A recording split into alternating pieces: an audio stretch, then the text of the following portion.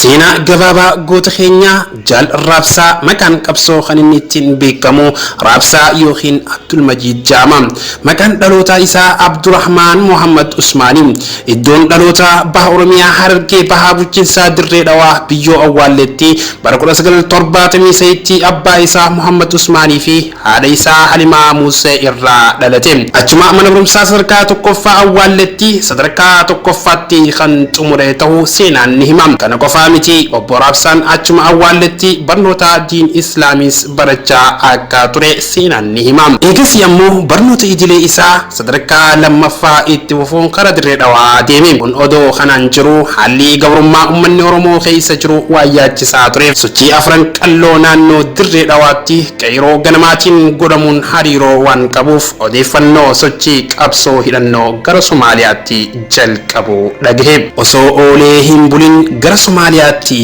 كأجيلين سوماليان نانو أرانتنم مكان إسي سوماليانتي إجامتو تويسيتين عدتي بكا اللاي بدي إجامتو تي لابا عد إسلاما بلسما أرمو جامو كان جنرال جارة أبا غداتين هوغنموتي برقلا سغل سدي تمشيتي دبلمين ترتي وقا تقو بودا نموتا حاجة تقو ورين أكا إساريتي لنجي تمري ورين بصنا أرميا سينون برقلا سغل سدي تمشاتي كابسجاتي دبلمين جرابسان ربين أولاناته رحمة إساف حاقلو مورا ورانا نانو بيكمتو ورانا عد إسلاما بلسما أرمو إراري قبيلي جامتو بيكمتو تي دبلمين وبرابسان عمل غاري دنديتي غاري وان أغرسيسانيف هالتمان اتعانا بريسا كوري وراناته فيلمين وبرابسان هجي إساني چمنان اتففن ويجمران ورانا برتي جالتما ديمون وان چميف كلني في عمله بهيسا إساني خن ربين براسسان دبلچا وان ديميف برقل سجل سديتني سديتي بريسا وليغلا سوريسا كوري وراناتهن فيلتمين سنكو فامتي أنغو دينجي وراناس تهي سجنتا دابتي اتين سجومرا أكا إسان رابسن قدمين مكان رابسا جاموس كنوهجي إساتي ولين والكبتي أكا تهي سين جرا هبتون ندن دامام سينان رابسا هدو بلادام تن أمان تنا همني فتو دن دينيو متين ترتي كابسو هدنو بلسما أرموف قدمي خيستي نمك أودلين تاك أبودام gama barnootaatiinis obbo Raabsaan achuma bosona keessatti barnoota qubee barsiisaa akka ture warri lubbuun jiran barattoonni isaa ni himan gama barnoota fayyaatiinis jaal Raabsaan tajaajila salphaa waraanaaf kennaa turan leenjii loltummaa riphee lolaa bilisa baasaa keessattis madoo ofii akka itti wal'aanan qabsaa'ota yaaluu fi barsiisaa akka turan seenaan ni himam jaal Raabsaan yeroo dhaabbileen Oromoo qabsoo hidhannoo godhaa turan hundi akka biyya Eertiraatti walitti qabamanii haala yeroo irratti mari'atan jechuun waamichi pirezidaantii Isaayyaasiin godhamee saniin wal qabatee obbo Raabsaan dhimma hojiif jecha Somaaliyaatti imalee bara 2000 irratti dhaabni kan sooressa jaarraa abbaa gadaatii fi sooressa koree waraanaa Sayful Islaam Eertiraa Asmaraatti qoodeerraa fudhatanii turuun ni beekama haaluma kanaan obbo Raabsaan achuma Somaaliyaa akka turan dirqamni waan itti khannameef Somalilaandii harkisa qubatan sakandii daqiiqaan sa'aatitti sa'aan gara guyyaatti guyyaan gara torbaanitti torbaan ji'atti jiini ammoo gara waggaatti jijjiiramaa lakkuma deemuun Raabsaanis bultii ijaarrate haadha mana isaa Hamdiyaa Muhammad irraa ilmaan jaha argate maqaaleen maatii isaanii biraa fuula rabbii godaananii kunoo akka armaan gadii kanatti isiniif dhiyeessina inni tokkoffaadha haadha mana isaa tantaate Hamdiyaa Muhammadin lammaffaan Mabruuka Abdurrahmanin intala isaatiin inni sadaffaa leensaadha umriisii ammaan tanaa waggaa 11 akkasuma ammas afraffaan Abdurrazzaaqin akkasuma shanaffaan Haniif akkasuma Ummul Khayri Umar akkataan ni beekama jaallan qaqqaalii jaarraabsaa wajjin wareegama qaqqaalii khafalanis yeroo nuti isaan gaafannu yeroo qabsoo keessatti wareegama qaqqaalii wajjin kafalaa turanitti warra qaaman Raabsaan nama akkam akka ta'e warra beeku keessaa yeroo gaafannu isaan keessaa jaal Naasisaa Baruu akkasumas jaal Shaarudwaan akkasuma jaal Zaharaa Saanii yookiin Saartuu jechuudhaan tan beekamtu akkasuma ammas mul'isa jaarraa isaanis gaa yeroo nuti waa'ee isaa gaafannu akkana jechuudhaan nuuf ibsan Angkaan beekutti abdii nama naamusa qabu nama ulfaataa nama kabajaa qabu nama takkaa hangaan an beekutti dhaaba keessatti takkaa badiin takka irratti hin barreeffamin. An hanginiin irraa beeku abdii waniin irraa beeku quuqama lammii nama akka ajaa'ibaa qabu nama Oromoon osoo ar'uma bilisoomtee fedhu nama akkasittillee hojjechaa ture abdii. Bakka takka keessan turre ani karaa Harargee dhiyaa keessan ture Maamad Ibraahimii wajjii fi mul'ataa dheeraa wajjiin garuu hangaan beeku hangaan dhageetti nama laalaan lammiidhaa akka malee itti dhagahamtu nama ijoollummaa ormiisaa waggaa 12 irraa ka'ee gobeellee dhaqee waraana jaarratti dabalame jaarsi barsiisee eega jaarsi afaan arabaatiif hundaa'u eega jaarsi barsiise booda barreessaa jaarsaallee ture qoree hojii raawwachiiftuu keessaallee ture nama shoora guddaa taphachaa ture IFL keessatti nama adda bilisummaa Oromiyaa keessatti nama shoora guddaa taphachuu ture hojiin tuntiyyaa miti osoo hin jennetti nama waan gahee guddaa shoora guddaa taphachaa ture nama hadooddii lammii Oromummaan itti dhagahamtu waan hunda dura nama Oromummaa duursu Oromoo tokkoffaa waan hunda dura Oromoo godhu nama mataasaa dura lammii isaatiif yaadu ture hangaan beeku. Dhaamsiniin ilmaan Oromootii dhaamu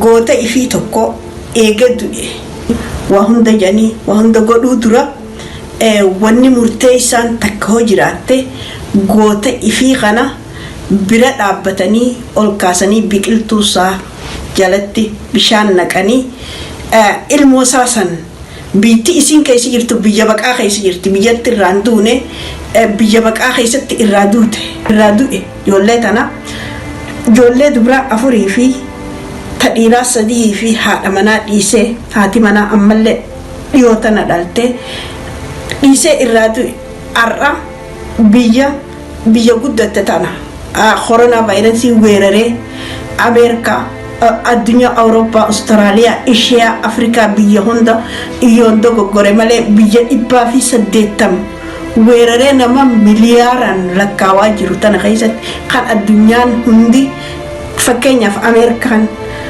biyya isii hidhattee isteeta tokkorraa isteeta tokkotti hin deemnetti Afrikaa keessatti ni beeyda keessattuu Somaalee bikka yoo wanni takka dhuftee maraataan tokko kasaanii nama dha'e akka sabashaan nama godhee Oromoo akkas nama godhe ijaan keessa jirti intalti tun khiraa manaa qabdi ijoolleen tun nyaata qabdi dhugaatii qabdi isiin tun nama gabbahuu danda'uu miti ijoollee tana namarra dhiiftuu qabdu taheellee nama gabbahee waa bitachuu danda'uu miti nama inni bitee alaa itti galchaa ture nama mallee gabbahee dalagaa beekuu nama inni itti dalagee ilmaan isaa yaaddachaa ture namni sagalee tiyya tana dhagaye hundinuu rabbiif jecha akka bira dhaabbatan goota Oromoo kana goota keenya jedhanii afaaniin dubbatanii torban tokko dubbatanii irraa usuu miti hanga rabbi carraa tokko fidee fi ijoollee san karta qabaasu keessattuu nuti hangi isa beeku hangi hundinuu wal beena wal dhageenya hangi Awurooppaa keessa jiru Ameerikaa jiru Eshiyaa jiru hundinuu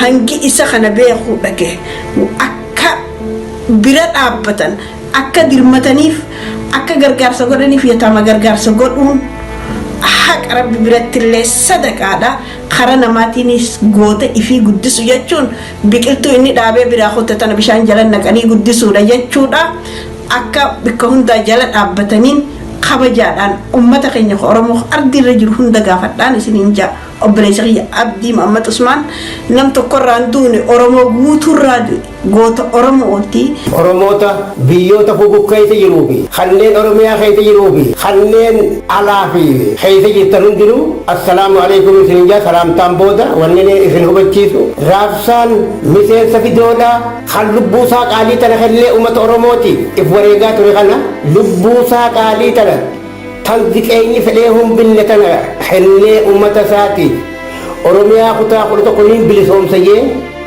if wareegee ture kana kanarraan tana fuula rabbii gale kana du'aayi isaa godha maatii isaatii fi warra isaatiis haga maayyitti bira dhaabbachuudhaan obsaa fi kabajaan isin gaafadha. Kanaafuu jaallan kabajamtoota wanni kanaa achi dhaamsi kanaa achi anni hafe jeeyyaatu guyyaa gartee jiruudhaan namni irra wal bira hin dhaabbanne du'aa namni irra wal bira hin dhaabbanne wannummaa wal himatuufuu hin jiru jechuudha. Kanaafuu jaala keenya qaalii kana maatii isaatiis warra isaatiis bira dhaabbachuudhaan isinirraa fedha. Raabsaa dhaabaa yookaan Abdulmajiid maqaa dhaabaa kan ittiin beekamu maqaan dhaloota Abdurrahmaan Mahmad Umar jedhanii akkasitti gaa rabbiin jabbataan haa kennisu Reessaa Dabbe jechuudha. Inni kun bara 1974 naannoo Dirreedhaa awwaalatti dhalate. Awwaalatti barnoota isaa hanga sadarkaa tokkoffaa xumurate jechuudha. Hanga qablee ijaa achi booda diinii isa akka gaarii barate sanboota imala bara 1885tti gama biyya Somaalee deemee dirree barnoota seenee dhaaba adda Islaamul Summaa Oromiyaatti idaamee bara 86tti gartee gama biyya bosona Oromiyaatti seenee jechuudha. Namni kun nama qaalii, nama jabaa, nama gartee nama jaalatu. Mujaahidoota jaalatu qabsoo keessatti nama hedduu jaalala saba isaa qabu akkasitti gaa qabsoo tanatti deeme akka qabsoo tanatti deemeen biyya seenii bosona Oromiyaa seenatti itti aanaa barreessaa horee waraanaa hoolii galate achi booda akkasitti qabsoo keessatti yoo jiru booda barreessaa waliigalaa agnattee horee waraanaa ta'e raabsaa jechuun wanni yeroo san keessatti raabsaan kun maqaan raabsaa dhaabaa jedhamu kun horee waraanaa sooressa horee waraanaa gizee gartee ajaja Oromiyaa kutaa tokko keessatti ajaja waraanaaf dabarsu isaan waa raabsa jechuudha. Isaan raabsa jechuudha. Raabsuu keessatti odoo waraana kana tokko miine odoo gartee namuu fa'aa xallaalee raabsa jechuudha kutaa tokko keessa waraanaaf mi'a waraanaa akkasumatti dawaa huccuu waa hundaa'uu keessatti walqixa akkamitti nama raabsee gartee namni dhufa amansiisuu lola keessatti namni kun nama jabaa lola gisee seennu nama gartee sadarkaa duraa malee sadarkaa booda deemee lola jechuudha. Ammallee akkasumatti kaambii horee waraanaa keessatti afaan gartee laatiin afaan oromoodhaan waraana barsiisuudhaan ijoollee jajjabeessanii yeroo cufa gartee waa barsiisaa ture jechuudha. Hanga ta'an wayii barsiisanii hanga kaan gartee akkasitti waa'ee gartee waraanaa irratti nama cimaa namni cimaa kun nama qaaleen kun muka isaa ba'uun hedduun dhageeffamee jira. Rabbiin jannata qilleensinaaf kennuu fi akkasitti gaa obboleessa keenya kana rabbiin jannataa kennuu fi. Obboleessa kiyya Abdulmajiid Muhammad Usmaan iddoon inni itti dhalate awwaallee naannawa Dirree Dhawaadha. Maqaan qabsoo kan inni itti beekamu Raabsaa Muhammad Usmaan. Bara 1986tti Somalilaandii Allaybadee bakka jaamtutti dirree leenjii waraanummaa isaa xumurate. Gaafa inni biyyaa ba'es umrii isaatii amata 12 qabsoo Hargeysa Allaybadee bakka jaamtutti dirree barnoota isaa fixatee dirree qabsootti ba'e jechuudha. Gaafa dirree qabsootti ba'es barreessaa sooressa horee waraanaa ture. Achirraa horee iddoo ta'e bakka bu'aa dhaaba fidoodha ta'e akkasitti duuba umrii isaa achirraa osoo qabsoo godhu ammas deebi'e Hargeysatti. Gaafa Hargeysatti deebi'e fuudhe ijoollee 7 dhalee haadha ilmaan isaati wajji 8 isaan wajji 9 godhe rabbiin duuba umrii isaa gaaratti qabsoo irratti kan kutin rabbiin akkasitti Hargeysatti deebisee akkas godhe ilmaan kana hore. Amma duuba addunyaarraa deemee jira. Osoo guyyaa tokkollee qabsoorraa qalbiin isaa hin deebi'in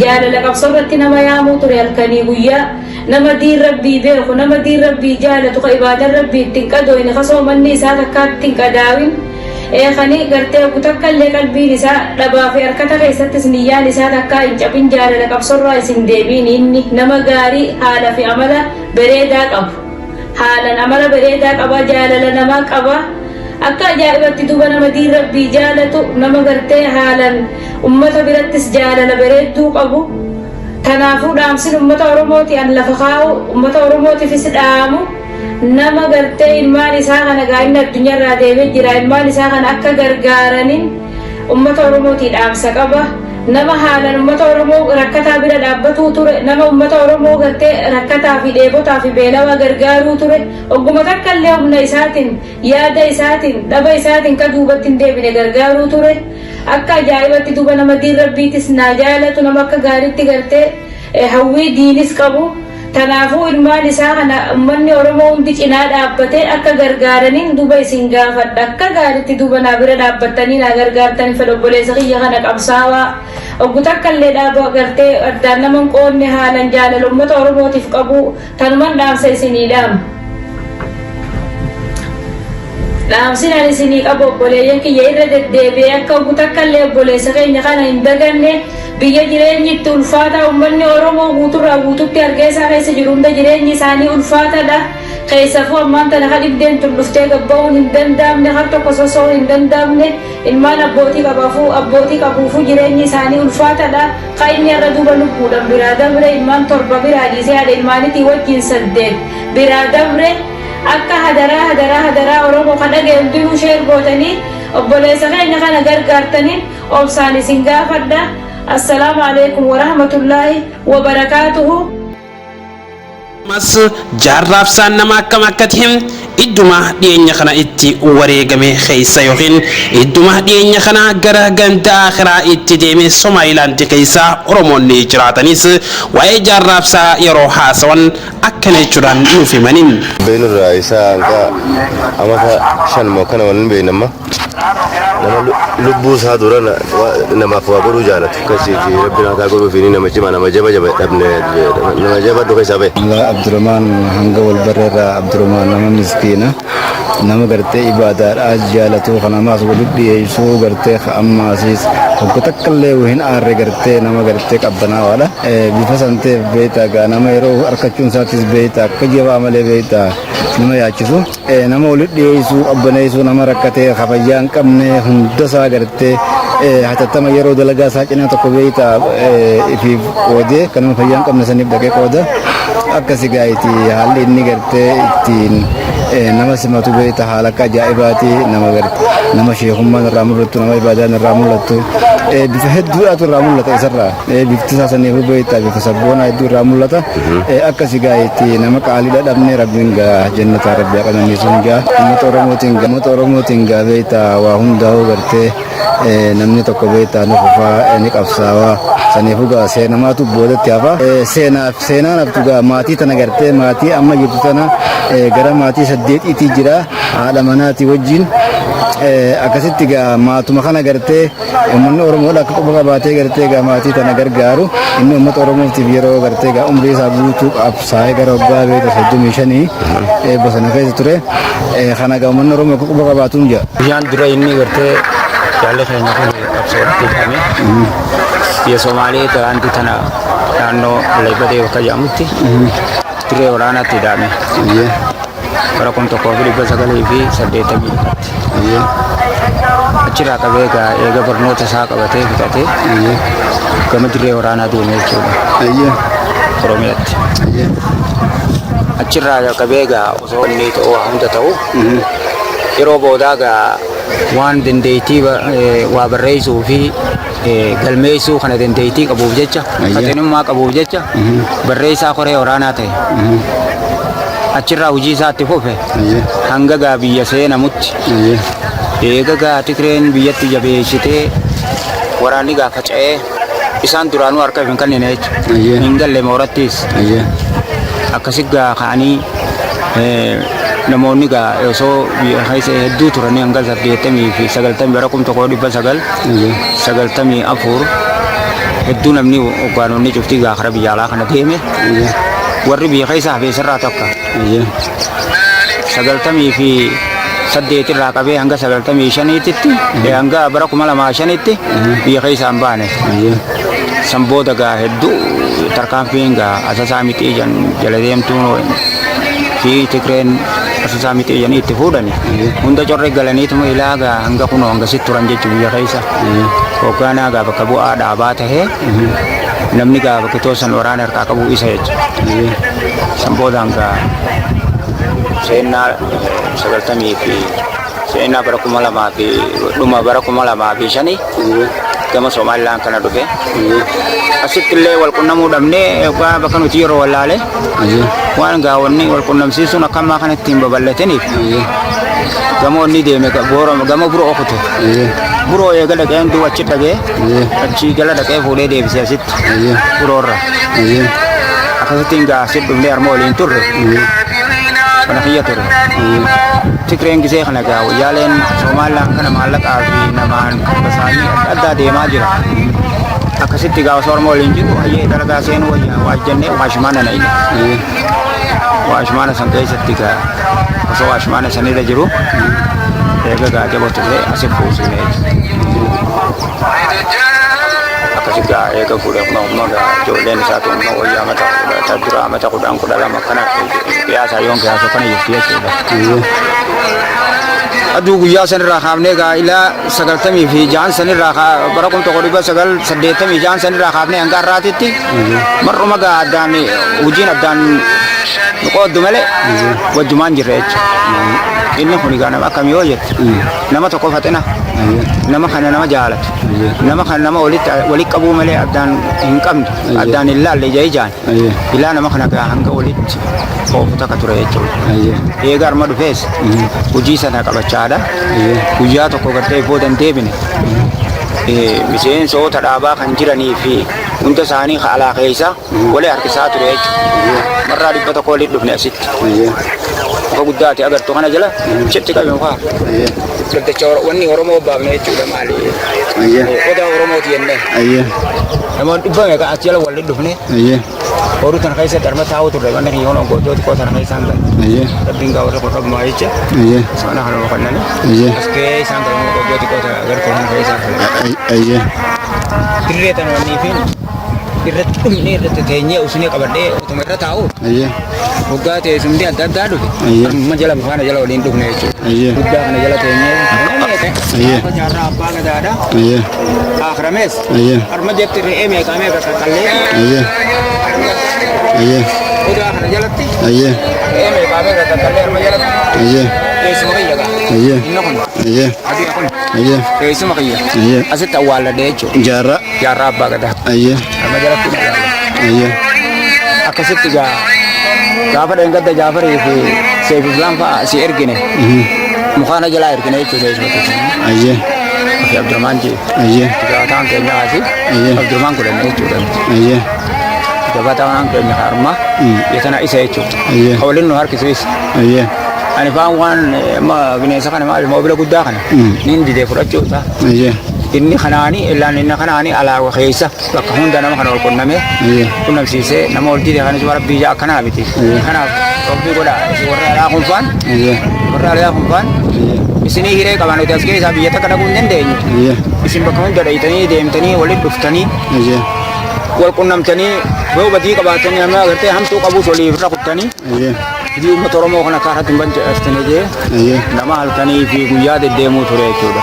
Halkanii guyyaa bakka jiru kanatti guyyaa tokko rafne inni guyyaa tokko maan hojjadhee maan akkanumatti arma jiraadhee yoo inni tanaa wajjin deemee ala bahaaf qophaa'ee miti.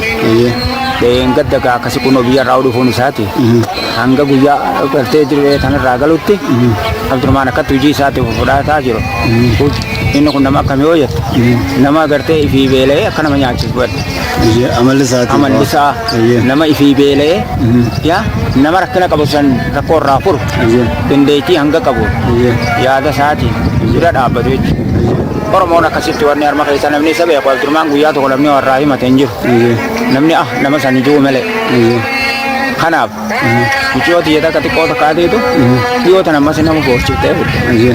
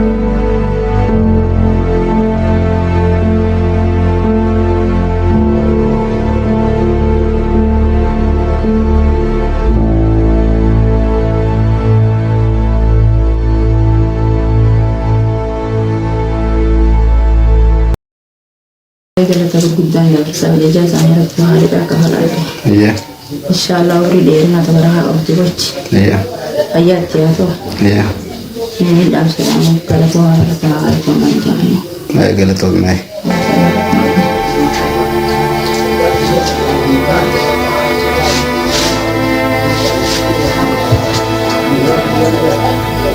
والله إذا بليس رب متعبروا فيه iya يرو يرتو جتورة iya غارب بر متعبروا في سينا ضد غيسو دنباني iya بليس ذا الدنيا في آخرة ولتوريشو iya كسر بر متعبروا في ذا غيسا سو سفر ولا توري iya سينا ضد غيسو دنا دور اللي أسوق غيسو نيني يكون بريسيرو يرتو جتورة أمتى ديدو وكايتا نعمل من تورو iya كأسان كسيتها iya makaysa wani si mo ka ulen turun kayo na kaysa ulen turun ertu iya asitis ko wala ba di jawali dufne iya ila hanggar ra kuno bangam ma ra dunya de bahana tulin ulen jira cha tur takka dambani iya akasi ga tarbi kiram da ba da birtawo kan maan wal qabatee dhaamsii hooggansaa dhaabaa fidoo irraa uummata oromoof godhameetii ture keessattuu warreen rabbiin waan isinitti kanneen addatti oromoota biyyoota guddatan keessaa jiraniif arra rabbiin guddaan ol tahee raabsaa nu biraa fudhate rabbiin rahmata haa godhuufi gamanumaan duuba hundi keenyaahu waluma dura duubaan gara mana dhugaatti yaa'uun keenya hin hafu yaa obboleeyyan keenya maatiin tun arra nu malee humaa hin qaban haa gargaarru jaan dhaabni fidoodha isaanis yaada isaanii yeroo itti dabalan akkana jechuudhaan nuuf ibsan soligaa daawwattoota keenya gaa kabajamoo fi jaalatamoo seenaan arraan tana hayyuu gameessa jaal raabsaadha kan keessaafuu qabsoo oromoo keessatti shoora olaanaa wareegama qaqqaalii kafalaa turan kan keessaafuu somaayilaanditti dhiyeenya kana lubbuun isaa dabarte maatii isaa kan keessaafuu somaayilaanditti dhiisee gama ganda irraa galiin hin jirre yookiin irraa deemuun hin jirre gama akhiraa biraa godaane san hundi keenyaahuu isiniif jirraa isin cinaa jirra jettanii maatiilee isaa arraan tanaa ilmaan torbaan inni qabu san hawaasni oromoo guutuu addunyaarraa jirtan cinaa dhaabbachuun kun dirqama keessanii daawwattoota keenya gaa kabajamoo fi jaalatamoo qophiin keenya kan galmee seenaa gara miidiyaa mooraa fuugin arraaf isin biraan keenye kana fakkaata yoo rabbi ammas insha Allah ta'ala qophii galmee seenaa teenya insha Allah yoo rabbi jeen gara gaggalchinee ammas galmee seenaa goda hundaa huseenne kan isin biraan keenyu taana hangammaatti sagantaa irraa akka waa hubattan abdii qabaachaa yeroo biraa walitti chaanaa warra ramadaana afaanii qabu sundi keessanuu baatii tana keessa warra milkaa rabbi nu haa godhu obboleeyyan keenya gootawwan keenya kan gama akhiraa deemaniif rabbiin jannatul firdaus keessatti haa qananiisu rahmanni rabbii cinaa haa dhaabbatu jechaadha hunda keenyaahu rabbiin nu cinaa haa jiraatu dhukkubaa balaa hamaa addunyaa qubta akka dhaabee addunyaa anfaniinsaa jiru kanarraa illee rabbiin nu haa baraaru jechaadha qophii keenyarraa asumarratti xumurraa wassalaamu alaikum warahmatullahi wabarakaatuh